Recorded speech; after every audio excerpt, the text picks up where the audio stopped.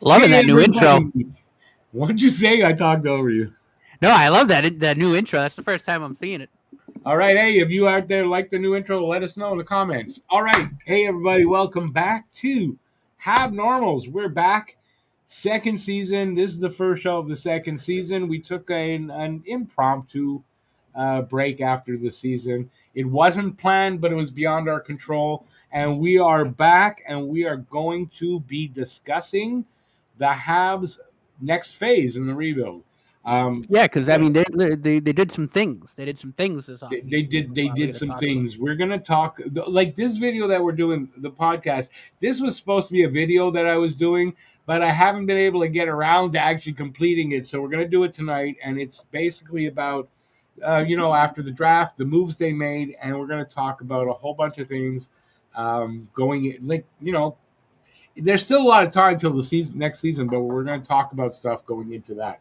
I do believe pretty much the Habs are done as far as making moves. There may be still one, maybe two, but I don't. I think they're basically done. And what I mean by that is, unless they find the right guy for what they're looking for, they're done. They're not going to make another move for a second line center unless that's the guy they want to go the next 5, 6, 7, 8 years with. I believe that. Yeah, Even though one of the guys I was talking about, Jared McCann, just became available, Seattle said that they're willing to move him. So I don't think Montreal does anything else. Do you? um, yes and no. I agree with you, and Ken Hughes and Jeff Gordon have shown this since they took over. They're not going to make a trade to make a trade. They're not going to make a trade unless it makes sense. To help the team in the long run. I If it's mean, not the right guy, they're not doing it. right. Because I kind of think that now there's a lot of time, right? And there's a couple of guys, older players, that I think they would be interested, and apparently they are. Like Ryan O'Reilly that I was talking about, apparently that he was on their radar. They're considering it. Maybe they still will. I don't know. Jared McCann, I don't know if they are interested, but he's available now. Now that's a fill-in kind of stopgap for the next couple of years. I don't think that that's what their plans are at this point, especially not after the acquisition of Zachary Bolduc. We'll get into it a little later why I think that, but I think that guy has potential to be the guy that they're looking for. Let's say that. That's all I'm going to say right now until we get into him. What we're going to do right now is we're going to go over the moves that they made. We're going to talk about who's in, who's out. They re-signed somebody. There's a couple of things we're going to talk about. So we're going to start out with the moves that they made. I don't have a list of all that. We're just going to talk about them. I will read off what they were, and then we're going to talk about them as I read them off. So first thing they did was they acquired Noah Dobson, a premier defenseman. A young guy. He's got an incredible future. Already has done incredible things in the league. So that was from the New York Islanders, and they gave up the 2 first-round picks that they had, 16 and 17, and ML Heineman. The note I have on that is they offered Owen Beck, and Islanders I said, saw no, this. we Yep. want Heineman, and they said yes. Fine with that. Yeah, no, I'm fine with that. If they said okay with Beck, I'm fine with that too. Right. No, Right? for sure. For And sure. giving them the 2 first-round picks, not Yeah. even a problem. Not for the guy they got back, right? It's not like Right. they gave up this for a project or whatever. It's not that. This is a proven guy. He's had a 70-point season just 2 seasons ago, and considering he dropped down to 39 points, I'm not even worried about that. No, Why? I mean, look Because at the Islanders team he played with last year. right, Nobody he passed the puck to could score a goal. right. They couldn't finish. They didn't put up a lot of goals. Right. And I'm not, it doesn't bother me. There's a lot of potential for him here. A lot. I'm sure you would agree with that. Oh, 1,000%. I mean, if Lane Hudson 56. can put up 66 last year, I mean, Noah Dobson should have no problem hitting a 50-point mark and more. Listen, he's got potential for 70 because he's done it. So, Right. and that makes him that's a premier offensive defenseman. For Um, sure, premier puck mover, and he's no slouch in his own zone. And a lot of people started saying that after the trade. But if you look at his underlying numbers, he's actually quite solid, especially and 5 on. I think he was a plus 3 or 4, 5-on-5 last year. So and I think the again, I coaching. think it's just fan bases being jealous because the Canadians are a sleeping giant right now. And it's Yeah. also probably because people just don't know a lot, and they probably just either watched him Well, play and just watched the mistakes, or I don't know. I right. don't know what the reason is, but It's kind he's of solid in his own end. He's fine, I and he's another you know I probably kind of top think 5, top 10 puck mover D man in the league right now I at only kind of think 25. it's one of these things where some guys they just have a knock on them, whether it's true or not, and it gets overblown. And with Dobson, it's probably not great defensively, but a premier offensive defenseman. But I agree with you. He's not as bad as people think defensively, and I think with the coaching staff here, they'll improve him a little bit. And even if not, he doesn't have to be. He's not here. He's not here to be No, that's why you pair him Devin with Gooley. Savard. I think that's going to be probably one of the pairs, whether it's pair 1 or pair 2 remains to be seen. But I think Gooley Dobson will definitely be one of the D pairs to start the year. Yeah, And I we're think gonna go it's over. balanced there, right? I mean, We're that's Gooley's perfect complement to Noah Dobson's game. depending. Like I've seen a couple of projections, and not everybody agrees with that. We're gonna go over some of that in a bit. Okay, let's move on to the next trade that happened, and that was they acquired from St. Louis a forward, Zachary Bolduc, another young player, sort of a breakout season last season with 19 goals, and like his upside is quite high. They gave up Logan Mailloux. Now that's a big give, but to get a quality guy, you got to give something back. The fact that they gave up a quality guy, a prospect like Mailloux, to get Bolduc tells me Bolduc is something good. We're going to talk about him a little later, so I'm not going to go any more than that. What do you think about that move? Yeah, I mean, look, for starters, I think once they brought in Dobson, I think I think we might have talked about it, but everyone, the consensus then was, all right, well, if they do try to now trade for a forward, you got to think Logan Mayhew's expendable because you don't really need him now, right? You brought Because Dobson everybody in, thought Mayu would be the guy that the first player traded to get that good piece, right, and they didn't have for Dobson. Like right. everyone thought, I thought too, the two first round picks Right. No, and I was under Mayu. the impression that it was both first and Mayu, and then is either late that night or early that morning. I got a text from a source that said Heineman both first round picks. They just got to get the extension done and the trade's going through. And I was like, Yeah, oh wow. I was like, the fact that they, and again, right? I mean, I love Heineman, but you give Heineman up there, and now you still got a ton of ammo to go make a trade for a forward. And now you bring 100%. Dobson in, Mayu's expendable. I think it made a lot of sense. I know they were trying to get Kyrou as part of the deal, but Blues were getting a little greedy from what I heard. So Yeah, they and decided, you know what, we're just going to go for Bolduc. And they made the trade. And, I like it a and lot. and I mean, Kyra's a good player and all that, but we're going to take a look at the wingers that they have here and that are Right. competing for jobs, and I don't know that it would have been worth overextending in any way, like overpaying or whatever in the trade to get Kyrou. Right. So that's Well, and I probably it think that's wasn't what going to they be an felt too. And easy they said, well, we still like Bolduc. Let's make a deal here.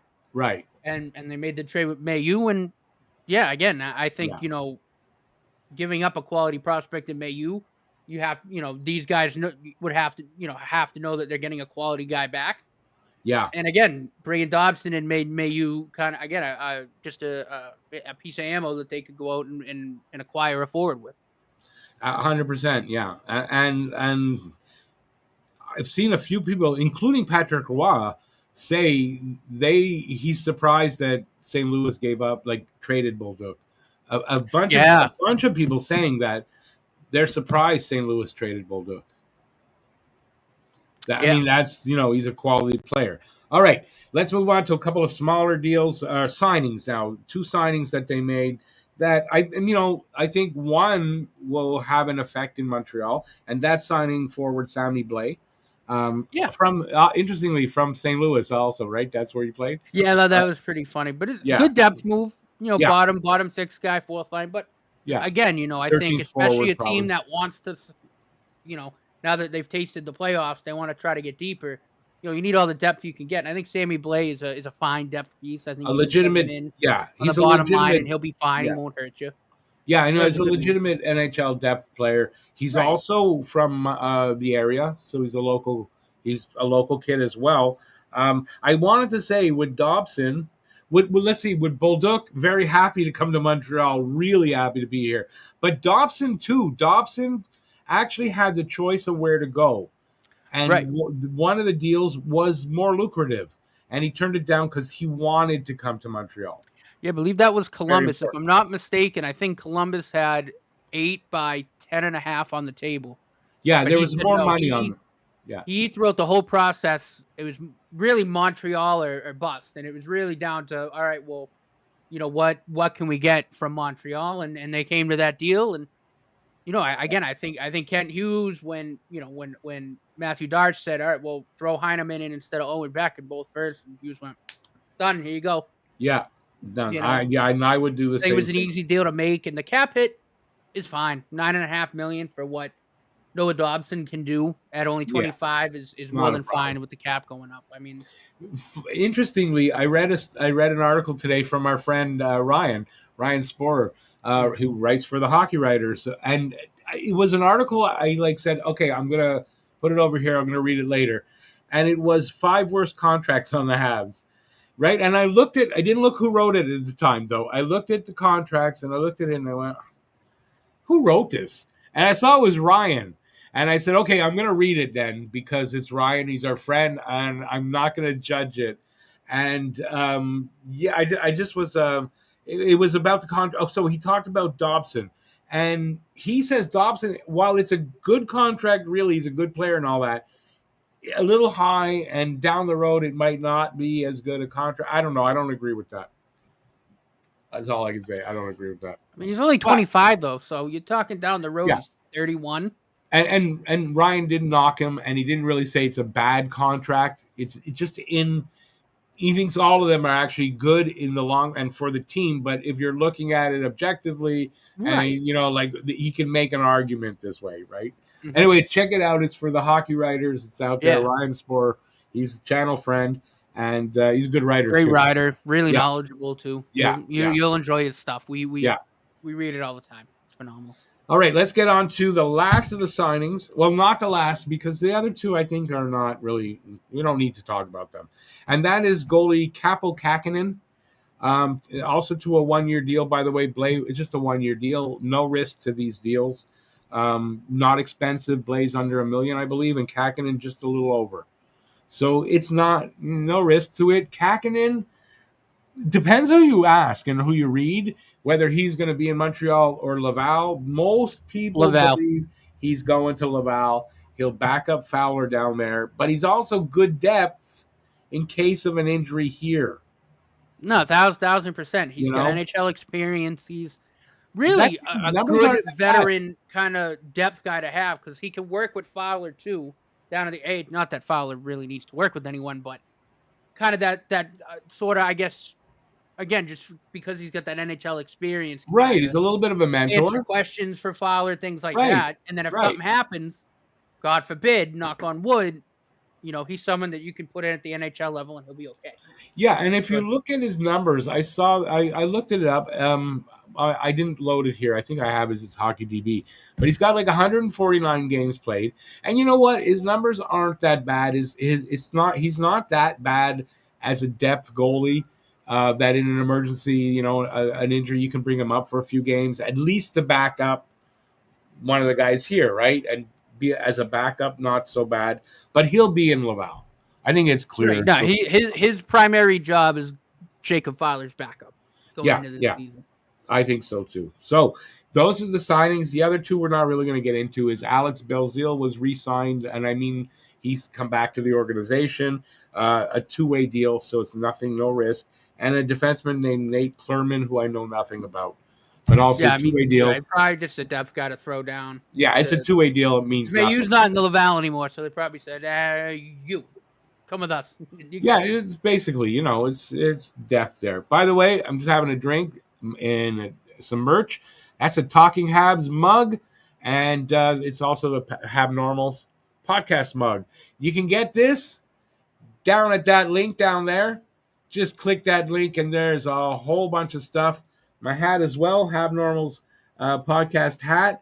And yeah, you can check them out. Really nice stuff.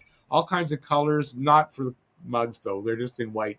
But for the hats, and there's all kinds of t-shirts, and there's even running shoes, which I'm gonna get myself. And when I do get them, I'll show them to you. But go check it out. Link down there, and yeah, check out our merch. I was gonna say something too, but now I don't know, I got lost in that. Mhm. Actually, so we're done with the signings. Let's take a look at who's in, who's out. Although, quickly, this Jacob Dobish re-signed 2 years, 965,000 AAV. That is a deal that is no risk, zero Oh, risk, no, that's and perfect. absolutely liked it. I love that deal. Oh, yeah. 2 Oh, years, yeah. you're not over whatever. He's not. If he's performing well, he'll get a nice raise, right? And there with if it's Monty and Dobish all year, it's like what three, no, 2.5, under 2.5 million for goalies. And Yeah. I don't mind that. Dobish I like a lot, and Monty he's probably the most underrated goalie in the league. I've seen that said, and I Oh, kind of yeah. agree with that. He's A very lot of a underrated. lot of people feel that way. Yeah. Yeah, and you're getting him for like a million, what 1.15, I think for Monty. Yeah. It's very low number, and then like it's crazy, and it's not like you see that kind of money for goalies, and you go, oh, those goalies got to be bad, but they're not, and I think that's a fantastic number, especially after we're used to having Carey Price and then can't afford another guy because pretty much because it's too much money, and then you got to get some whatever kind of Mhm. backups we had in Price's years. Kind of a little bit on him for taking that kind of money. A little But bit, yeah. But I mean, isn't it nice though? Because not only got those two, Jacob Fowler is now in Laval, so he's yep, the third guy for now, and then yep, capping him behind him. I mean, you're four goalies deep now, right? Like yeah, really in theory. So absolutely. So this is a quick look at the ins and out because we didn't talk about a couple of guys that are gone. And so in Noah Dobson, Zachary Bolduc, Capo Kakinen, and Sammy Blais. Out, Emil Heineman, Logan Mailloux, and Christian Dvorak signed with Philadelphia, 1 season, 5.4 million. And Yoel Armia went to LA. I'm gonna say 2 years, and he made two something, 2 point something. yeah, I don't like remember the 2 point number, but he's reunited, I guess, with Bergevin over there. Let me take this out. So I wanted to go over that real quick. Yeah, that's the in and out. All right, let's see what else I got up here. A couple of rumors that we've talked about, but okay, one I think is fake, and that's this one. Jason Robertson.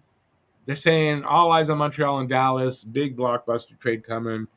Bullshit. Yeah, I think it's That's bull. not. That's Yeah, I bullshit. haven't That's heard fake. Now, anything at all linking Montreal to Dallas from any of the sources that I've seen. yeah, maybe when like July 2nd or July 1st, maybe, but at this point, that's not happening. That's No, totally fake. Besides, what it's going to cost them yeah, to it's make a not worth trade it. to get Robertson, that's not. I don't think that's what they want to do.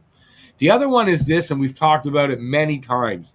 Now, on the right, where it says ESPN, Sidney Crosby's time in Pittsburgh may be over sooner than expected. That, I believe, is a fake story. That came from a fake story. But if you look on the other side, ESPN's Greg Wyszynski, talking with Jeff Marek, says he's long believed that Crosby will end his career in Montreal. He's not saying it's going to happen right now, but he kind of thinks it is. Now that's at least a legitimate sort of source. So it's not totally fake where everyone is saying there's nothing to that and all that.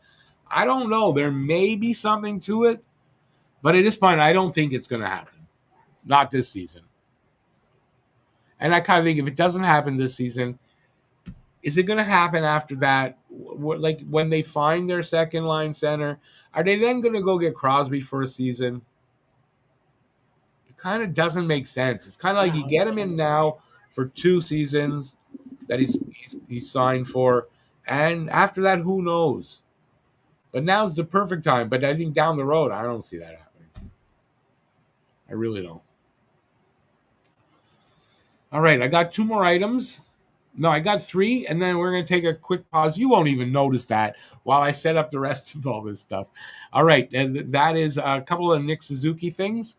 Nick Suzuki, most games played since 2019-20. Nick Suzuki leads the pack 455 games. Just 1 ahead of Brent Burns and just 2 ahead of Ryan Suter. So Nick Suzuki is kind of like, knock wood, I don't want to jinx the kid, but man, he's on his way to possibly becoming the NHL's Iron Man one day. Still got a ways to go, though. The other thing there is from Grant McCagg is goals per 60 minutes for the past season. Shit. And Nick Suzuki is 5th in the Yeah, league. look who's second. You got Kucherov at 1.34. And there, look who is second. I didn't even. I just saw that. That's why I went, oh, I shit. didn't even notice. If you don't say anything, I don't notice that. I think it's Zachary Bolduc. Is there another Bolduc, though? I don't think so. I know there's a Samuel Bolduc, but I don't think that guy would be capable of that. No. So, and I think it is Zachary Bolduc. So Zachary Bolduc at 1.24, Crosby at 1.22, Rantanen at 1.10, and Nick Suzuki, number 5, at 1.09. So incredible that actually we got 2 guys on this list. That's not bad. That's goals per 60. So if you're thinking about Bolduc, this kid got 19 last year. I think the kid's gonna look at 30 this year. I mean, it's certainly possible, right? I think that's the number I'm probably looking at for him. All right, we got a couple more items. Where is it? Here's an interesting thing I wanted to talk about quickly. Most points from the 2019 draft class. We got 3 of these guys. Okay, we got Cole Caulfield, 3rd with 219. And then at the bottom, 9 and 10 are Alex Newhook with 126 and Kirby Dach with 121. But that's 3 of a decent draft class. That's 3 of the top 10 point getters from that class are on the Habs. I like that. Oh, yeah. Second to last from that, and this kind of builds on that maybe a little bit in some way, the most expensive offenses in 2025. But if you look at Vegas, they got Marner listed, so that's the upcoming season. Florida, 64.1 million. Vegas, 62.2. Dallas, 58.6. Tampa, 58.5. And Montreal at 57.5. Why am I bringing this up? You got an idea? Well, I do know that 12 of that is Anderson and Gallagher. That's not why I'm bringing it up. But it's also because, like, even though, like we're up there in terms of spending on the offense, it's basically spread out between 3 lines. Again, it's not why I'm bringing it up. Why I'm bringing that up is I did my Saturday hockey talk last night, and the title was Cup Contender with a question mark. I was pointing. If you look at the Cup contenders, they're at the top of this list. Oh, yeah. Montreal is now spending, and the talent is there. It's not just spending and nothing's there. They're spending the money they need to spend on the talented players to put them in that cup contention.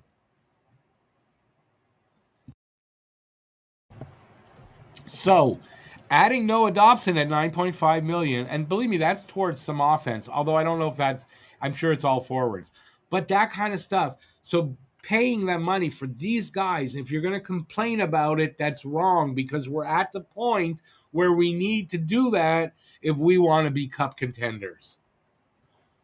Yeah. You're not going to be a cup contender if you're cheaping out on your offense. Boston. Yeah, and I'm not saying to go overboard and go crazy. I'm not. But if you're cheaping out, you're not going to get there. And Montreal is not cheaping out. And I like that fact. So the guys that are out there complaining, even about, like, I'm going to say BL, don't get mad at me, BL, but complaining about Line A's contract and the number, but you got to spend to get there. Well, Because he's those are only the on the guys team that now get for this it. upcoming season too, so it's What's that? I talked over you. well, no, but talking about Line A, like you only have him for this coming season, and then either Right. to It's go. so, right. Exactly Eh. right. When you're And it's, paying your top three forwards under 8 million each a year for the next 6 years, like I don't really care about what Line A's making because you have guys who, if you waited, would be probably making double digits right now. Well, especially Suzuki, but you're only paying them all like 7 and change. oh yeah, I mean they could Like, be spending more. They could be like Toronto was, but they're not right. anymore. And they're not on that list because Tavares is dropped down in his AAV, and Yeah, they Marner's and gone. Marner's gone. So that's why they dropped down, and it didn't help them. But they were contenders, right? I'm No. not saying Montreal's going to be the cup winner, but what I'm saying is I think as early as potentially, and I'm not saying next season, but maybe, but they're going to be cup contenders within two. Like legit cup contenders.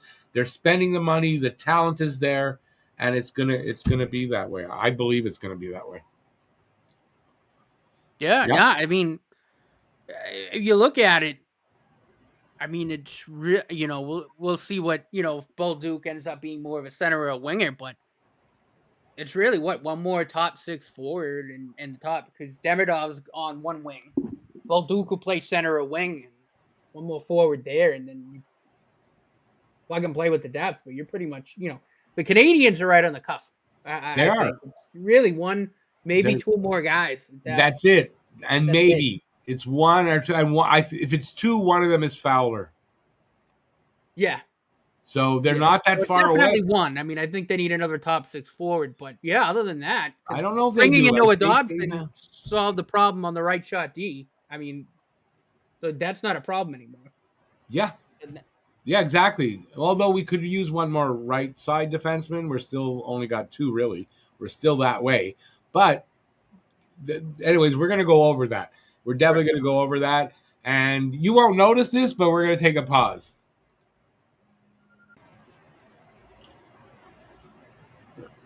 We're back now. I don't have coffee in this, but everything tastes better in Talking Habs.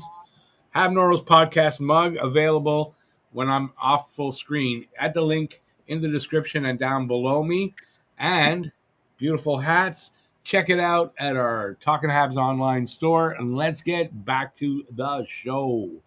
All right, we're going to talk about the lineup and what it might look like to start next season. And then I have different versions of it. So we're gonna start with the forwards.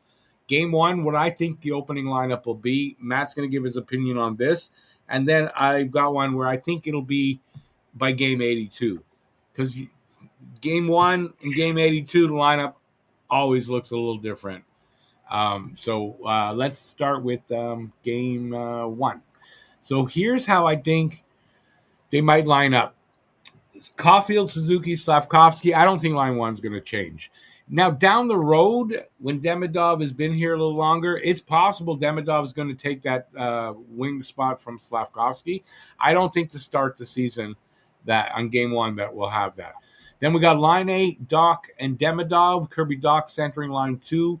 I think there'll be some competition there with Bolduc and him, but I think game one, I kind of think this is how it's going to start. Oh, excuse me. Third line, Newhook, Bolduc, and Kapanen, and then Evans, Anderson, and Gallagher. A very expensive line four.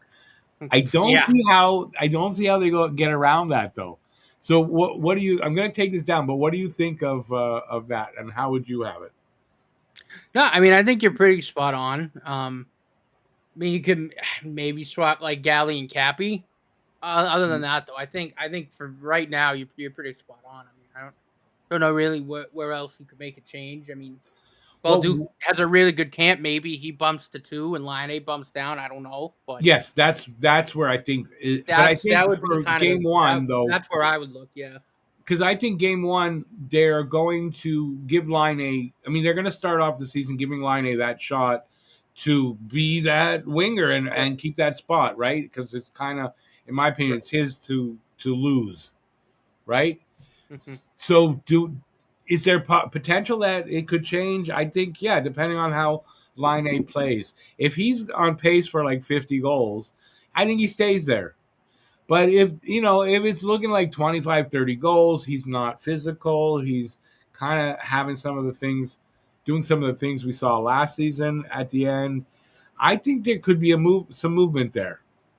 Hmm. Okay, so this is how I see it. I kind of feel it'll be by the time the season is ending, and it's going to look a little different. I've got Caulfield, Suzuki, Slav not changing, but I've got line two, and it's a hot take. I'm not going to deny. I got Bolduc, second line center by the end of the season, with Line A on his wing and Demidov on the other side. Doc centering line three with Newhook and Kapanen, and Evans, Anderson, Gallagher staying together. It's expensive line four, but I don't see how I don't see how you change that. And I would keep them together because last year with Devo, Andy and Galley played well. Give him Evans. I don't see there's any drop off. So I think that'll be a very productive line four, if not Hmm. expensive. Yeah. No, again, I think for right now, yeah, I think you're pretty spot on. I don't again other than Line A, Bolduc, Doc, like one of and those three players, I don't see really Yeah, another kind of big again. And I mean, again, there would be matchups where maybe you kind of mess around with the bottom six, depending on what the matchup is. But yeah, I think for the yeah. most part, Matchups and you're pretty injuries, right, spot on. are going to kind of dictate after the season starts.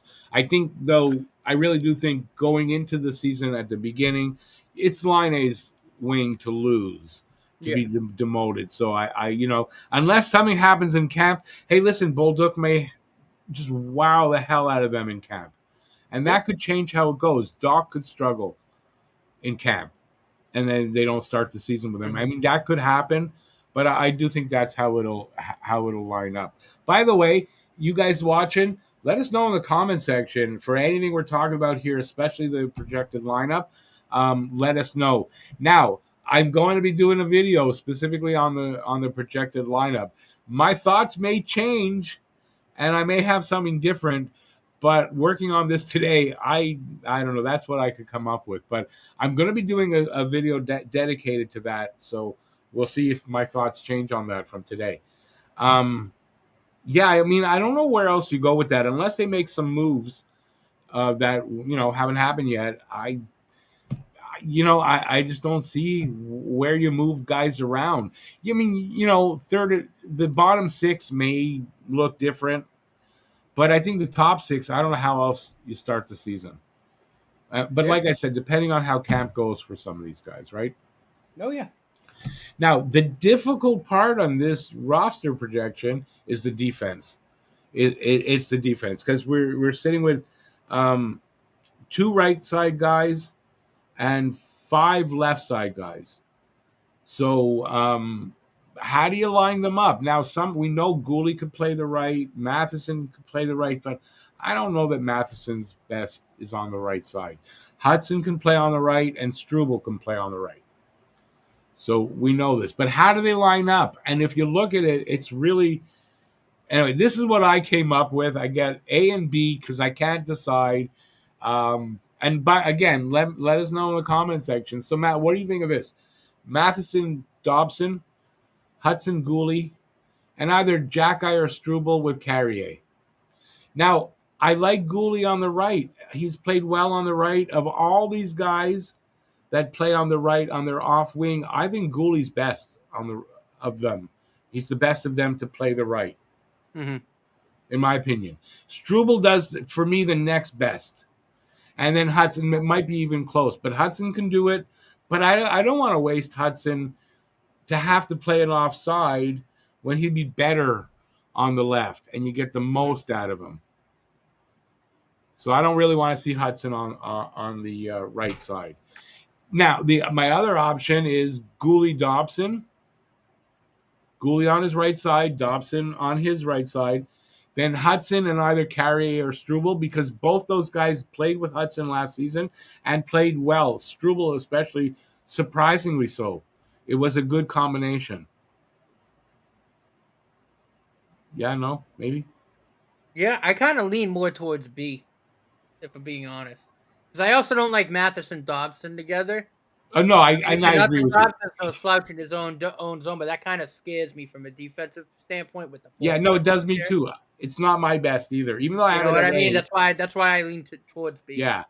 Even though I put it as the A option, I kind of lean. I agree with you. The only thing that throws me off and maybe throws some people off is seeing Matheson being on the third pairing. But I don't know that that's so bad. I think it might even up the time, ice time, and be more even. No one pair is overplaying and getting tired more than they should. Um, yeah, so who's going to be the guy sitting? I Right. think I left in here. I actually left Jack Eye as a seventh defenseman for the B. So I've got a Gooley Dobson, Hudson, and Carrier or Struble, and Matheson and Carrier or Struble, depending on how. Right. And I think at the beginning to start the season, I do believe Jack Eye may sit a little bit. No, it's certainly possible. So I kind of see that. Now, for the game 82, this is what I came up with. Who the fuck knows? Because seriously, who the hell knows? You could almost say that for game 1 because of the right left thing. There's no clearly defined 3 left, 3 right guys. It's not.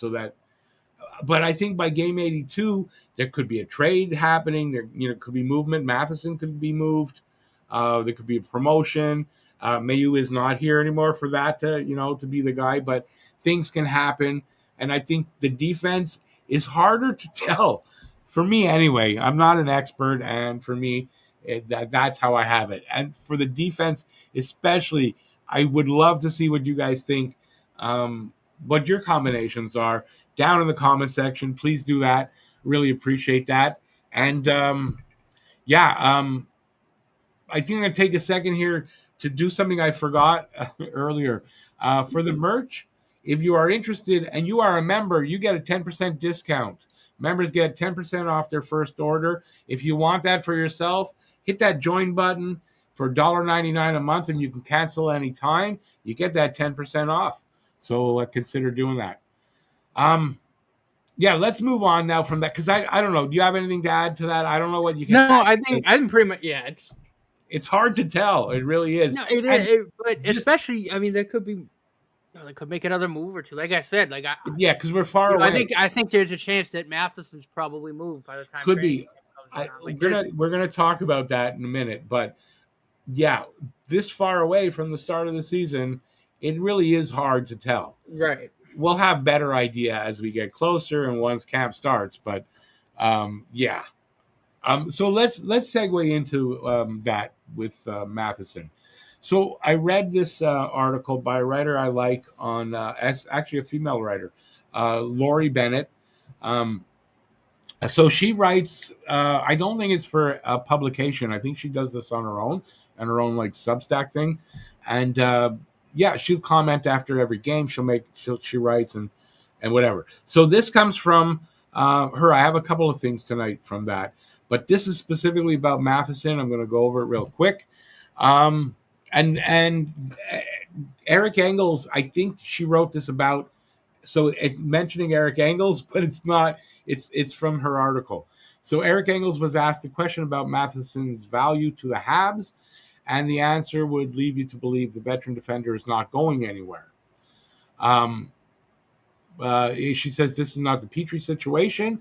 Matheson has not requested a trade, and his wife isn't making her discontent public. For the right return, Hughes will absolutely move Matheson, as is the true of many players on the roster of any team. but he doesn't have to move Matheson, and the Habs might even benefit from keeping him. What if David Reinbacher is not ready? No big deal as long as they keep Matheson. And we didn't mention Reinbacher at all in this. And I didn't because of this article. They can just play Lane Hudson on the right until, I don't know that I agree with that, until Reinbacher is ready to join the NHL roster. What if Caden Gooley can't stay healthy? That's manageable with Matheson on the roster. What if acquiring the perfect center for Demidov has a price tag attached that includes Gooley? And to that I say no. No, I don't want to hear that. But I mean, that's potential, right? Mm-hmm. It's potential. I don't think they're going to move Gooley, but so there's value in Matheson. He's a proven, no drama veteran. That is true. That can help the Habs in many ways. Now, re-signing him is another story, right? So we're not talking about re-signing Matheson, but having him here till the trade deadline as a minimum, I would say, right? And I like that thinking of what if Reinbacher isn't ready? And if anybody out there is going to go, well, he's going to. I heard a lot of stuff about that when I was mentioning Reinbacher in whatever, when I talked about it. And people, well, he might not be ready. And that's right, he might not be ready. So it's not a bad idea to hang on to him a little longer, which is what, so you were saying about, he might not be here. Yeah, I don't, I buy into this story.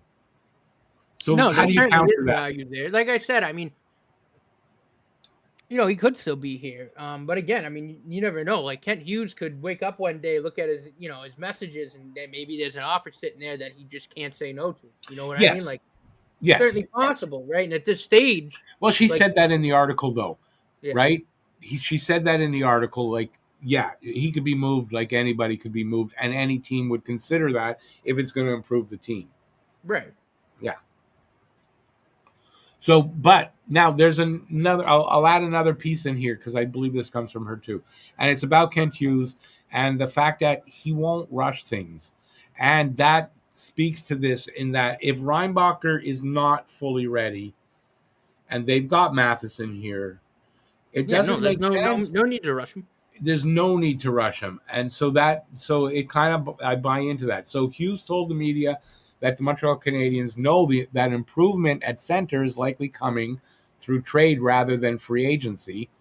I don't think I'm going to read the middle, but Hughes knows it might hurt them in the short term to not find an upgrade down the middle, but he's not prepared to screw them over for the long term by signing inadequate pieces. And this had nothing at all to do with defense, and I apologize for that. But it still speaks to the point of, and we mentioned this before, that he won't rush that. But it's the same thing here. He's not going to make a move to rush, like to get Matheson out of there, unless they really are comfortable with the fact that Reinbacher is ready. So, in saying that, I would agree that in camp, once camp is on and they've got a good judgment of whether Reinbacher is ready, that's where they'll make that decision of if they're going to move Matheson before the season or not. Mm. And I think in camp, there'll be teams at that point that have realized that they need another defenseman, that they need a guy like Matheson. And, I don't think it'll be a difficult thing to move him, and we'll see. So I think I disagree with you about the moving Matheson before the season starts based on that and the fact that they're going to probably wait till camp if they're going to move him before the season. And there you go. I don't think he even heard me. No, I did. All right. It's just we took a break. Matt's got something on his brain that can wait, but if I were him, I'd have that too. So he's a little distracted. But no worries. Okay, I wanted to show something real quick. Dobson. That the problem with the Dobson is bad narrative is that you can't find a single model that doesn't consider him elite. Right. So I No, should have put this in 1,000%. before and I forgot. But right, his defense is going to be just fine. Oh yeah. Because quite frankly, are you an elite defenseman if your defense is that bad? No. I don't think you'd be considered elite. So if he's considered elite and the models show that he is, then I think his defense is going to be No, it'll adequate be at fine. worst. And that's okay for an offensive defenseman. All right, let's move past that. Let's go on to we got a lot of stuff to talk about. That's why we're kind of flying through that. And for a little bit of joy, whoops! I almost stepped into some shit. I love this one. Yeah. I love this. I love Leafs memes, and they just I make love me Leaf laugh all memes. the time. So it's cool. All right, let's talk about the guy that we've been mentioning that we're going to talk about, a new acquisition, a kid that I have a feeling is really going to make the fan base here in Montreal, especially here in Montreal, very happy because he's a local kid. He's talented because I don't care if they sign French players. I don't. French or English, I like. I don't care what they are. No, I'm But the same way. If they're if good, are they good players? That's all I that's care. it. But if you're a good French kid from here, I think nothing wrong with that because it energizes the fan base here. It Hmm. really energizes the Bell Center itself. And I care if you're French or English? You're a local kid. I want to see local kids do well, and with the Habs, I have no problem with that. So in this case, we got Zachary Bolduc, and he is And he that was gonna kid. say Sammy play. No, I was going to say Samuel Bolduc because there's another kid that I think was drafted in the goalie year that I looked at, and I think I did a little prospect video on, and I confused them all the time for some reason. So, but this is Zachary Bolduc, and yeah, he looks like he is going to be. He's either going to be worth the Mayu trade, but not a superstar type or whatever, just a solid like middle six guy, or he looks like he could be something special. Oh yeah, for sure. I And I'm mean, not going to his go and say underlying he's numbers elite. were really, really good last year for rookie. I mean, we, saw earlier in the show on that graphic where he was, third in goals per 60. So, I mean, if that's any indicator of what he can do on the ice, I Yep, think Ken Hughes made another really good home run trade. yep. I do. And First full season in I think a third line role, 19 goals. Well, not bad, no, for bottom six, that's good. and not a ton of minutes. I mean, that's why the number is high like that for the goals per 60. Because I mean, 19 goals is significant in a first season, a first full season, and I gotta believe that here. I mean, he's only going to build on that.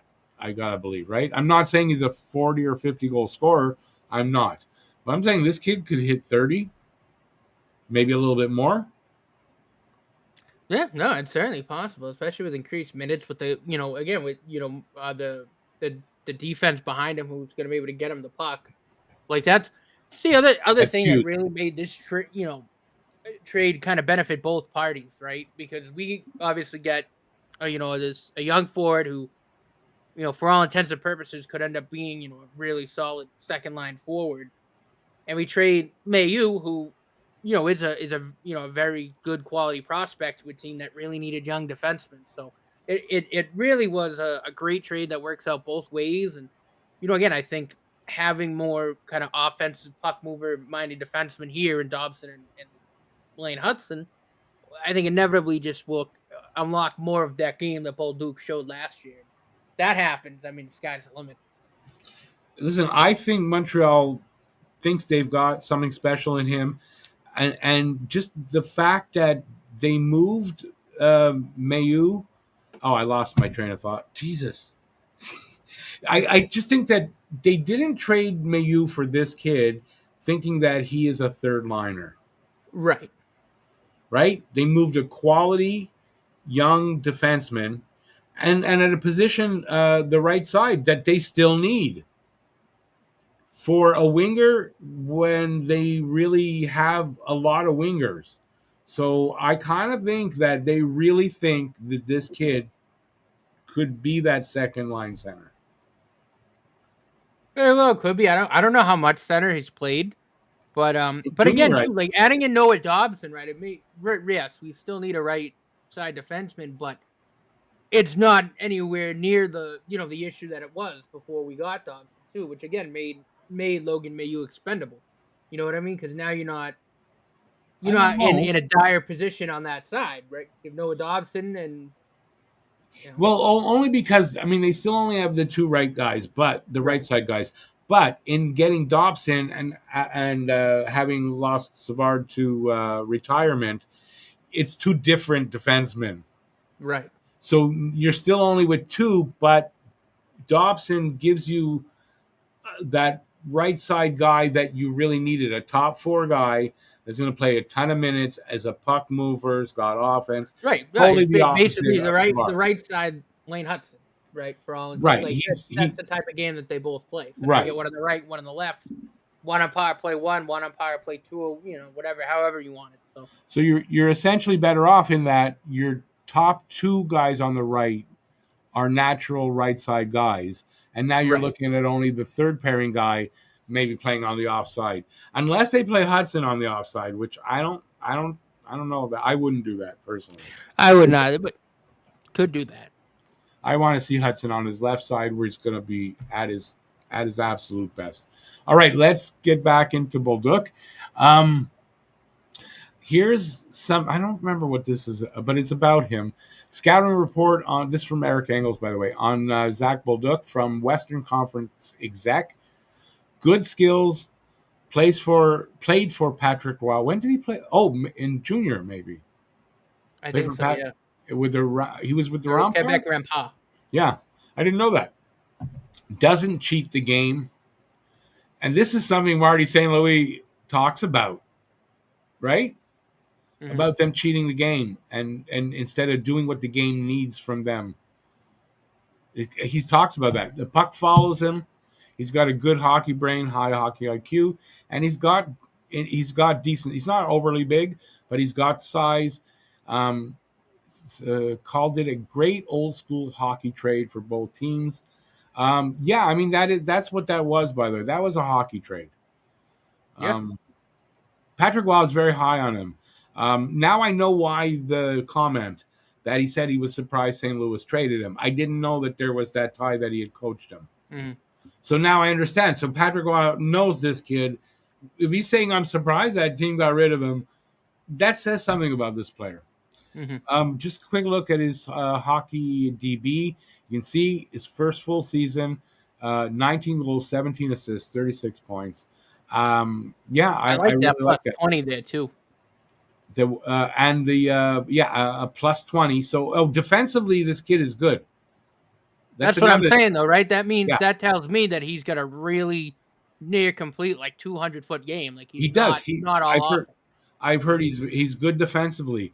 He's Right. also a first round 17th overall pick in 2021. So it's not like a fourth round guy that this is a first round pick. This was a good pickup. So if anybody like we gave up Mayu, we got something quality in return. I'm Hmm. not done. Here's his rating. Um, 86. It's not bad. Not No, bad. the What? war is good, but even like look his offense and defense too. Like Yeah, even like, but again, that's still solid. His finishing's good. yeah, and Great. he's a rookie. That's pretty good. They don't give a projection or a comparison there, right? No comp. Oh well, no worries. No, but So I like that comment too on his forechecking, right? Because the Habs I think desperately needed someone else too that can really get in there and forecheck and win the puck, and I think Zachary Bolduc does that very very well as well. we noticed this I mean, part of why they didn't do like I thought they would have done better against Washington in the playoffs, but I mean that forecheck wasn't what it should have been, No. and it's been a problem for them. Hmm. No consistently good forecheck. If anything, it kind of maybe an average forecheck Hmm. overall, right? You got to bring in guys like this to change that. Because a lot of the times when the Habs are having trouble, what's their opponent doing? They're forechecking their asses off and keeping Montreal on their heels. Right. It works. and Montreal needs to Why do do you think more of that. Florida just went back to back? Right. So Montreal needs to do that, and good on our GM recognizing this and going out and doing something about it. What else do I have on Bolduc? I think that's it. I thought I had more. Let's look at the winger. These are the guys. There's a depth chart on the right. It's a little small. I put it there. I don't know that we'll go over that, but these are the wingers that are going to be fighting for jobs. So do they need to go out and get a guy like Kyrou? And this is from Grant McCagg. So you got Caulfield, Slavkovsky, Demidov, Line, Bolduc, Gallagher, Newhook, Doc, either for center or wing, Anderson, Kapanen, Beck, Rohrer, and it says if they don't win a C spot, and then I like Sammy Vinny Blais. Rohrer a lot. Vinny Rohrer is actually someone that Yeah, yeah, people should keep yeah. their eyes He's no on. slouch. He was a And later then round pick too, but he's been very impressive since that draft. and then Like, you got he's this kind new of kid. slipped under the radar, but keep an eye on that kid because Yeah, he might definitely. end I up know about him. being a bottom six before you know it. Oh, I know about him. I don't know what that he will do it here in Montreal, but he might be a kid they move to give him an opportunity elsewhere Could be, yeah. to make it. Um, Adding now Zarovsky that we just picked up in the draft, Tuck, Davidson, LJ Thorpe, Farrell, and Joshua Roy still in the system. So LJ Mooney too. I don't know if you mentioned him, but and he's on now there. we're going to get, and he's not in the system really yet, but yeah, Well, he's on the list, so that's all. That's all I'm saying. is he? Where is he? Underneath Zarovsky. I don't see Mooney. Go to prospects. He's right underneath Zarovsky. Oh, on the depth chart. I wasn't reading from the depth chart though. Oh, I was I reading was from just over saying there. too because he's on McCaig's tweet. LJ Mooney's under him on that depth chart. Yeah, So you that's got why I that's said right. Mooney too. You do have Mooney, and we're going to talk about him because I think that's a special kid. Anyways, that's the competition in camp. If anybody's wondering, if you're really hot on them getting Kyrou, I don't know that they needed to. Yeah, no, I kind of agree with you then. And again, I think Kent Hughes probably kind of sat back, right? Because I know Kyrou was the focal point for a while, and he probably realized that. He said maybe it's not worth it to give up what St. Louis wants for Kyrou when they only want Mayu for Bolduc. Like that makes more sense. And I think that's why they went that route too, right? Because Yeah, he's not gonna make a trade that's gonna mortgage the future. But if he can make a hockey trade like that, where he can get a surplus of St. Louis that we could really need, bring that in, and you trade a guy who now became surplus because you brought in Noah Dobson, yeah. like it's a no-brainer. Yep. And that also speaks to what I was talking about just before about I think their plans for Bolduc might be the center if possible because again, why bring in a winger when you do have all those options there? And Mm-hmm. why give up that cost? So now it doesn't mean for sure Bolduc's going to be the second line center like I'm talking about. I'm not saying he will, but he's going to compete for it. And then for everybody who's low on Doc, you should be happy that at least the guy that's going to compete with Doc for that 2C that we know of right now is a quality kid. Oh yeah. So I really like that. Since we ran out of stuff here, we're taking another pause. We'll be right back. Although you probably won't be able to tell that we paused if I didn't say anything. All right, I forgot something about Samuel Bolduc. I said it again. I'm, if I ever meet him, he's gonna be pissed. Zachary Bolduc. He's going to be pissed at me if I ever meet him and I call him Samuel. Zachary Bolduc, and it's a really important point in our talking about him being a possible second line center, and that's this. Face-off specialists assigned. Are the Canadians planning something big? So what that means is face-off specialist Mark Bureau, who they hired last season, if you remember, to work with, I think in general, just to work with all the centers. He's already working with Bolduc right now. I don't know. It might even be just in a gym, and working on face-offs. That's all they're working on, whether it's on the ice or in the gym. but they're just working on face-offs. And if that isn't a signal that this kid is competing for that second line center job, I don't know what is. Because if you remember something, Kirby Doc is not great at the dot, right?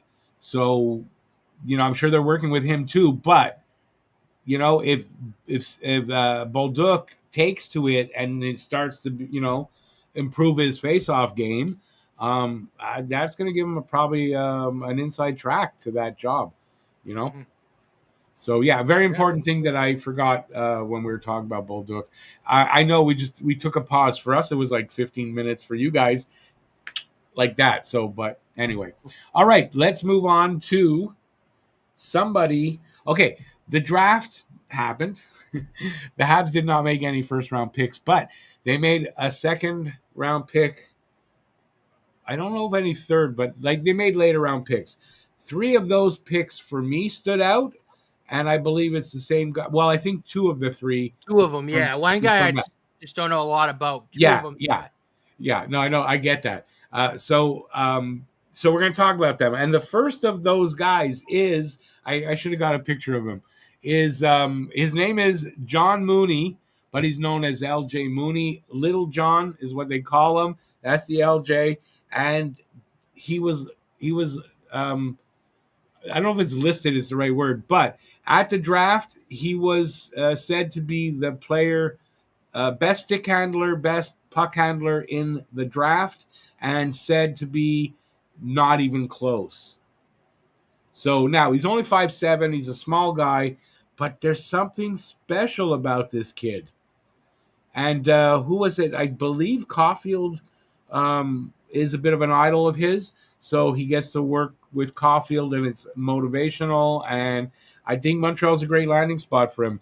And if this kid works out the way he might, it's going to be a steal of one of those steals of the draft. Yeah, I think so. I watched a lot of his dev camp film, and I was like blown away. I was like, holy crap! Yeah, the kid's got moves. He's got some serious talent for. I think he was a late 3rd round. I think was that when I'm not sure. The Habs made the trade with Boston. Yeah, I'm not. I honestly I don't know there, where he was picked. Wow, there's some real talent here for a 4th round. Like it shows you their scouting. Yeah, and it could have been for his size too. Why he dropped? Right? I mean, he dropped because of the size. No, I think without a doubt he dropped because of his size, and probably would have been picked up by whatever team later in the draft. I think good on Montreal to recognize talent in a draft that was very size oriented. A lot of big players drafted. I mean, they usually are too, right? A lot of big players drafted ahead of where you would have thought. So, and then this kid who's small like that dropped to Montreal.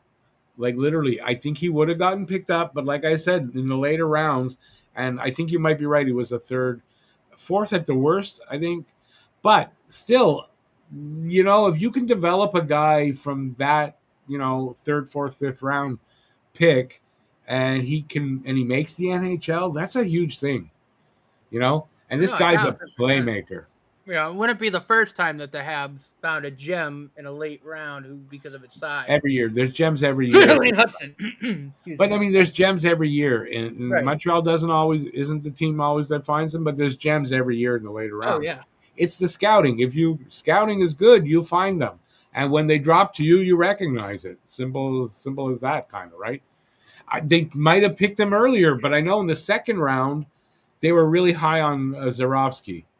And Zarovsky, they traded up for him too. I think there was something, but there was something a reason why he was later. But they thought this is what I read: if Montreal had kept their 2 first-round picks, Zarovsky was number 16.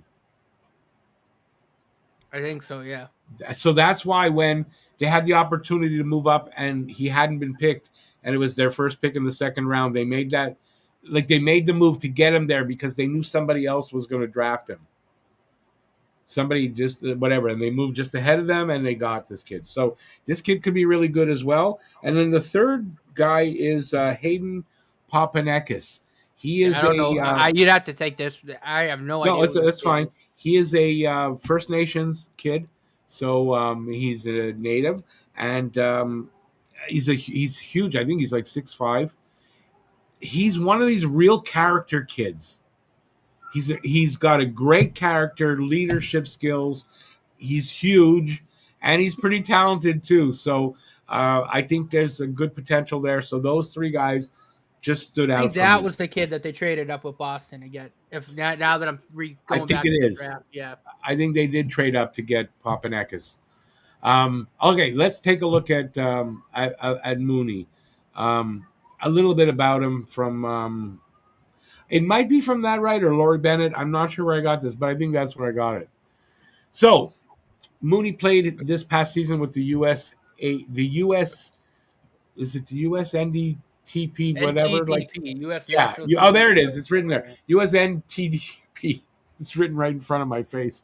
And was one of the more fun players to watch on the ice, despite dealing with some injuries. Oh, that could have been a little bit also why Montreal was able to get him. He still managed to finish sixth on the team in points with 51. Mooney has already committed to playing in the NCAA with Minnesota Golden Gophers, That's another good perfect. team.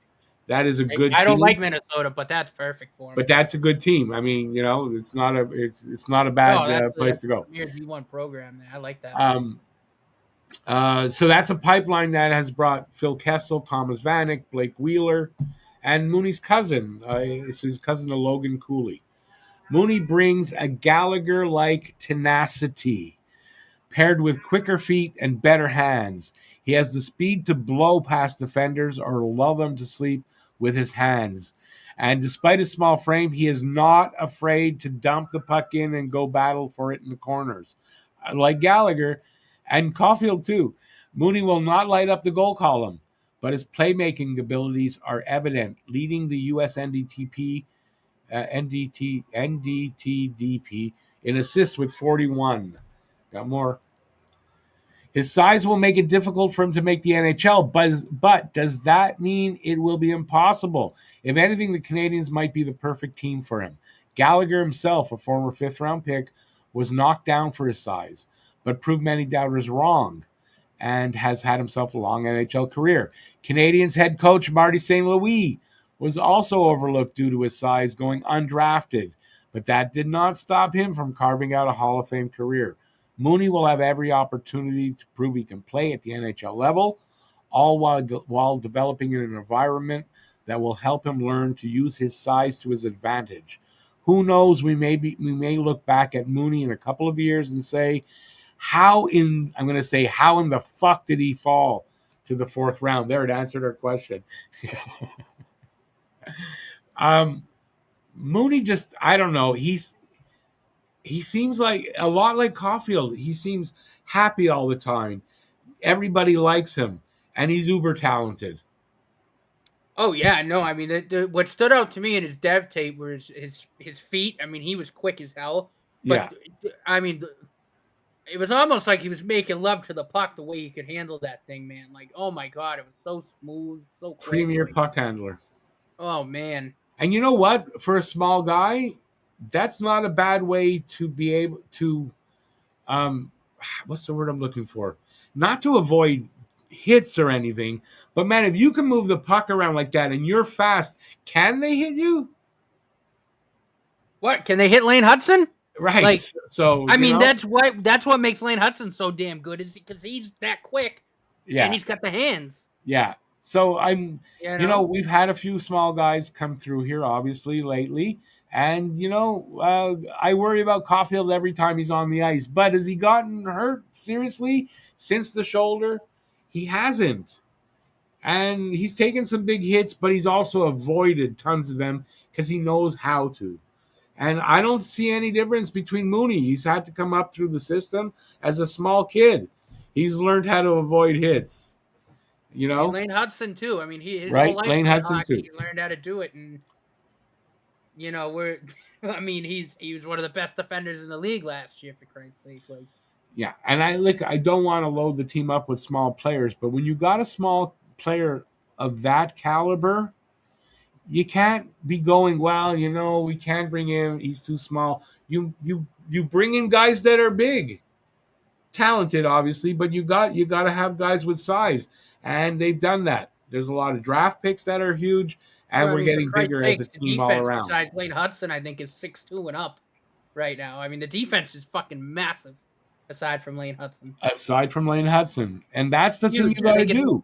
I think Gouli or Carrier, Carrier is what, 5'11", I think, but after him it's like 6'2", 6'2", 6'3", 6'4", and 6'4". And that's So, exactly what you got to do. Is you got to surround. If you're going to have a talented guy that's a little on the small side, you got to surround him with guys that right. are big, but not just because they're big. And that's something that Montreal's been great at, is they're surrounding with big guys that are talented, Yeah. who can play. Yeah, And I mean, that's and even look at the four. I mean, I think it's Slavkovsky. I think it's someone like Bolduc. Not massive, but he's still big. He's what, 6'1"? Like, he's still fine size. that I Like, think 6'2" Matheson. He's not small, 6. Matheson. But yeah, and you got Caulfield to protect, and you got Gallagher to protect. Like, that's stupid. You have to protect Gallagher. He can protect himself. He knows what to do. He's But made of titanium. and I think part of the reason why she said Montreal's the perfect place for a small guy is because, yeah, they know what to do when you got small players here. You surround them, and we have Right. that Well, environment. nowadays, right? I mean, with this new with this new management, yeah. You know what I Yeah, mean? and Because I mean, and look to, at Caulfield and Lane Hudson. I mean, those are perfect examples of smaller guys that are two of the two top players at their position right yeah, now, and with a coach yeah. like Marty St. Louis, who we know took to Caulfield, almost like a son because he saw himself in Caulfield. I don't see why he can't do that with LJ Mooney. You probably Yeah, say the no, it's same thing. perfect. You know what I mean? Like, It's absolutely perfect, I think, for a guy yeah. like that. And when if you're passing on guys just because they're small but they're super talented, you're making a mistake. Yeah, yeah. I mean, You know, just look at Lane Hudson and Cole Caulfield. Like that's all you got to look at and go, that's right. hmm. Yep. Maybe if there's talent there, maybe we shouldn't pass on these guys because they'll come back You, to bite us. they didn't even have to think. They didn't.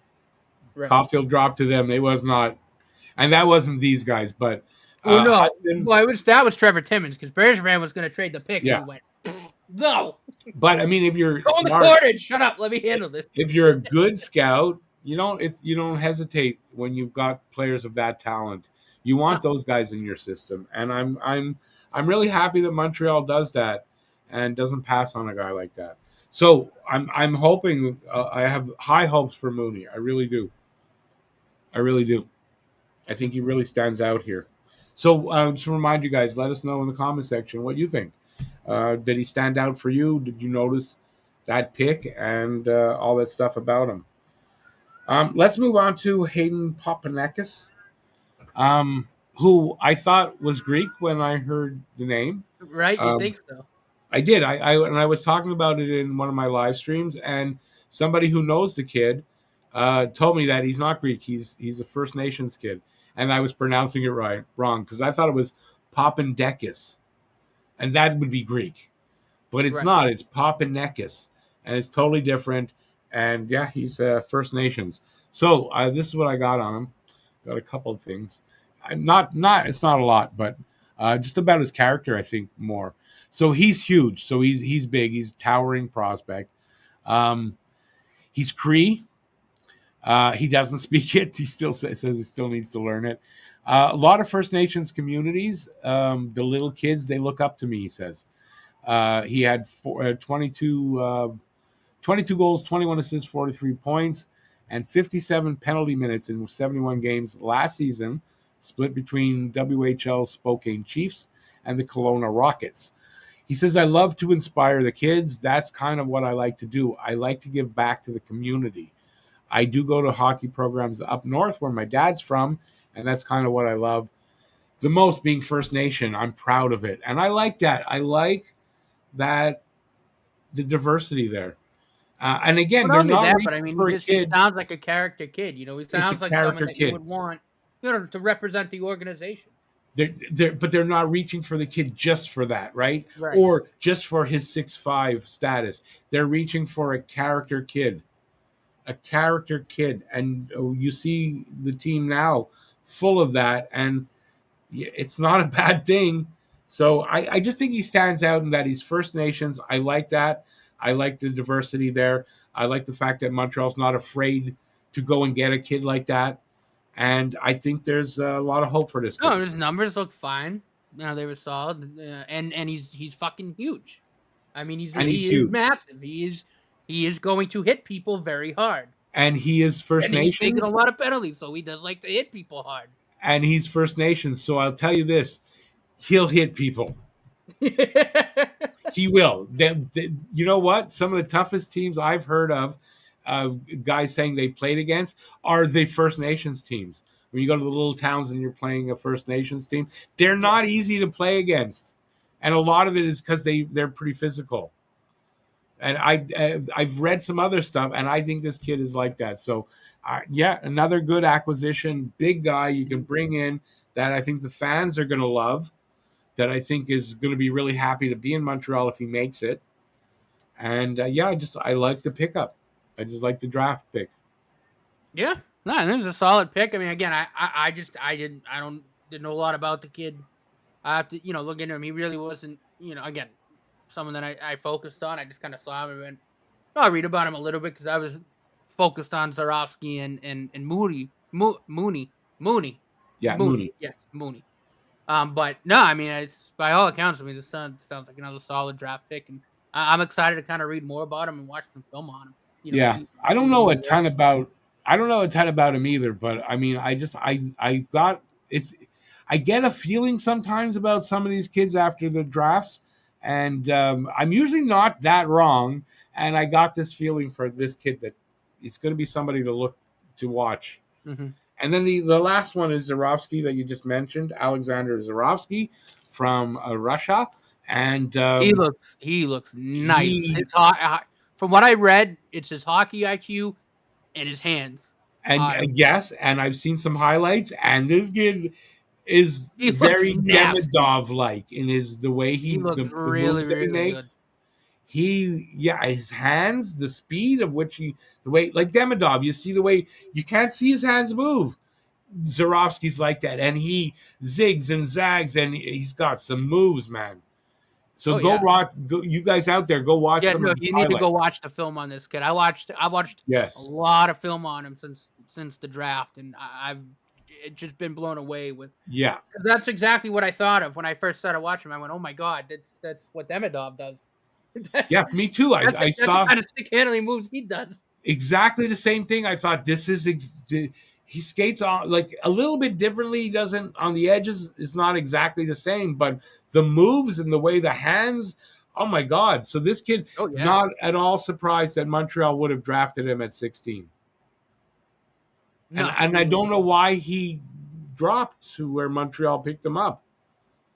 How did nobody else draft this kid in the first well, round? I read a lot about, I guess, whatever town he's from in Russia. Like, there's just not a lot of people think of it as like a hockey town. I don't know if that had something to do with it, or I just don't know if teams have really been scouting out there as much with everything going Could on. Like, be. again, it's It could a be a great Nick thing having Nick Bobrov special. Bobrov because Yeah, Bobrov's got that pipeline. So that's right. It could be a you know what I Bobrov mean. So special. I think the Habs, without a doubt, probably had the jump on him in a way. Like, I think they Could really be. scouted him a lot. We're like, yeah, we got to take advantage of this because a lot of people aren't scouting over here.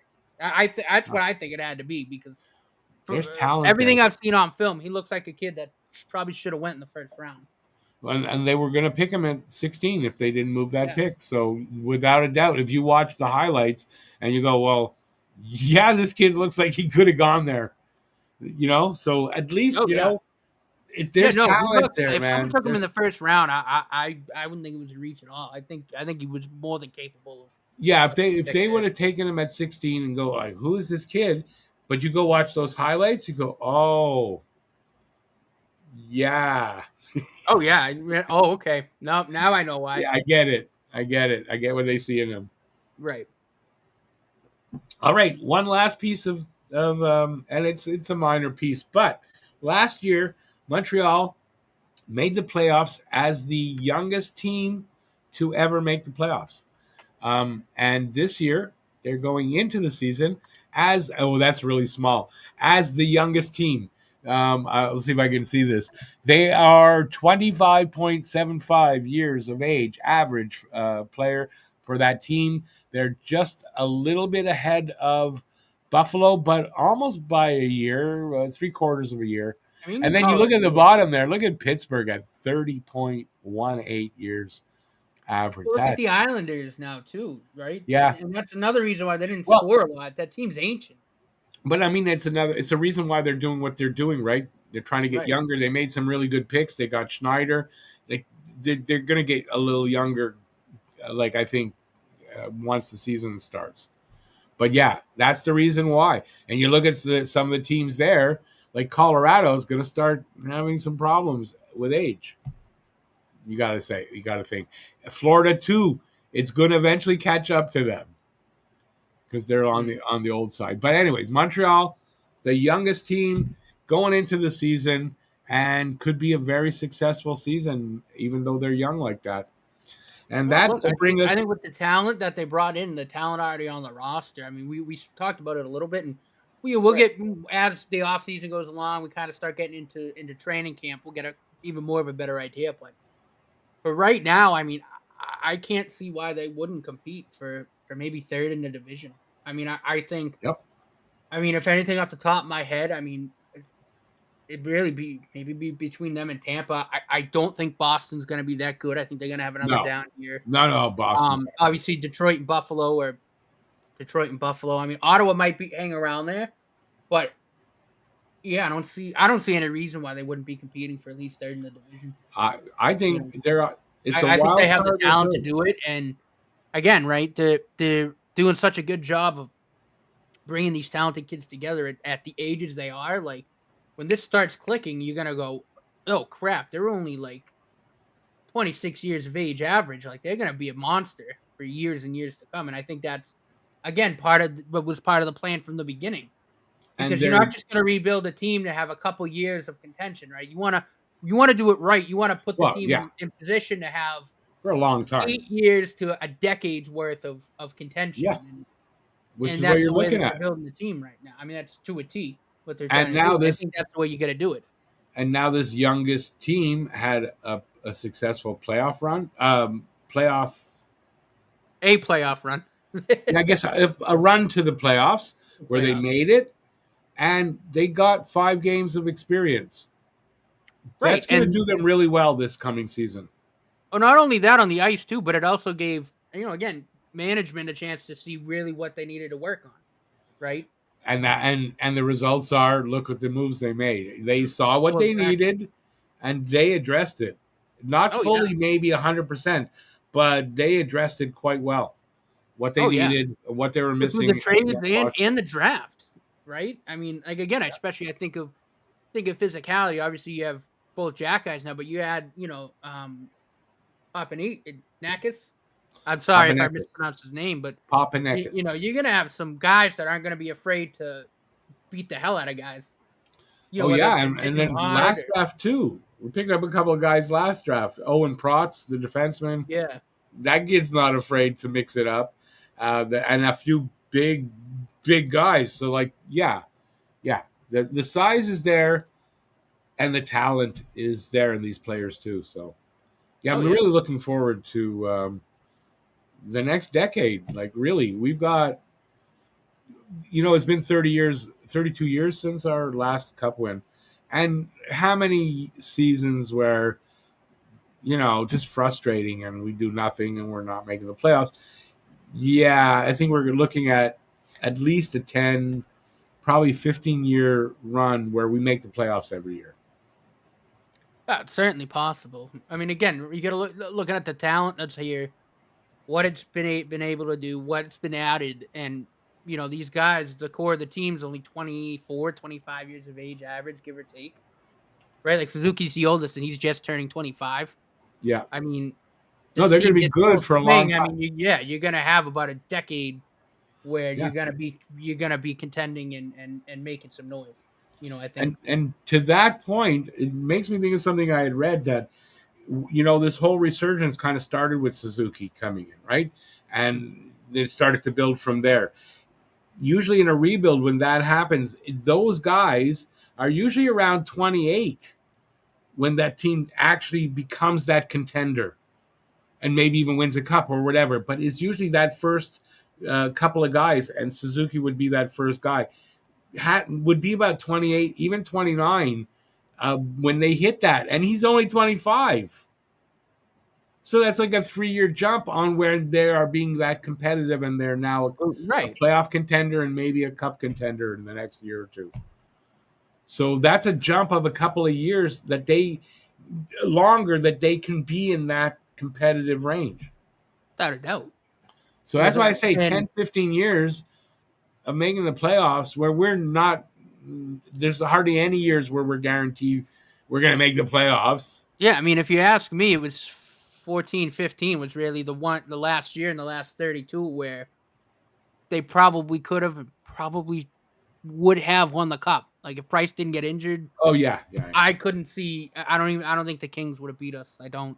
No, That's a story agree. for another day. But I mean, I yeah, agree. the way this team's built, and the fact again that you could go out and bring in a right shot, 25-year-old elite defenseman, and you barely had to empty the cupboard is ridiculous because they don't grow on trees at all. That's one of the rarest type of guy, type of players that you can get. You have to draft those. Those aren't guys you can typically trade for. And the fact that you could do that and you didn't have to break up the farm system to do it. Like, yep.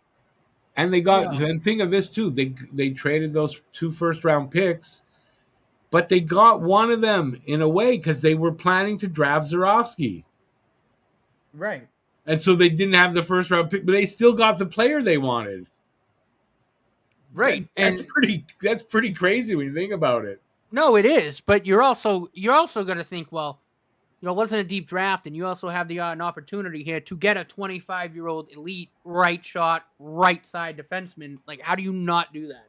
Oh God, no! Because that's besides like a center, that's got to be like one of the rarest players that you can find offense at that age with what he's doing that you can go out and acquire. Like you have to do that, and the fact that he only had to trade 2 first-round picks in a draft that wasn't really that deep. And a guy like Heineman, who I like a lot, who I think will be a solid, probably third line, maybe middle, maybe could sniff second line minute NHLer. Yeah, it is crazy to me that he pulled that off. Yep. I can't agree more. Let us again. Do you agree with that? Let us know in the comment section. And on that note, we're gonna take off now. So thanks for watching our first show of season 2. This is the first show of the season of the second season, although it's episode 59. We'll be back next week. What we're going to talk about, I don't know yet. We're going to hopefully have stuff to talk. It is the off season, so it's not as easy to know, but hopefully you'll join us for that. If you enjoyed this, give a thumbs up. If you haven't subscribed yet, please do that. And if you're looking for merch, check out that link down there. And hit that join button if you want to become a member and be part of the family and get a 10% discount on the merch for your first order. And that's it. Let us know what you think. And I think I said that, and I'm not going to babble anymore. But thanks to my co-host, Matt. And that's it. Have a good week, everybody. Stay safe till next time. Peace out, and we'll see you soon. And go Habs, go. Have a great week. Ciao, everybody. Swagger down the street with your red lips and funky beat. You better hold your head up to the sky. I'm gonna roll with you till the day I die.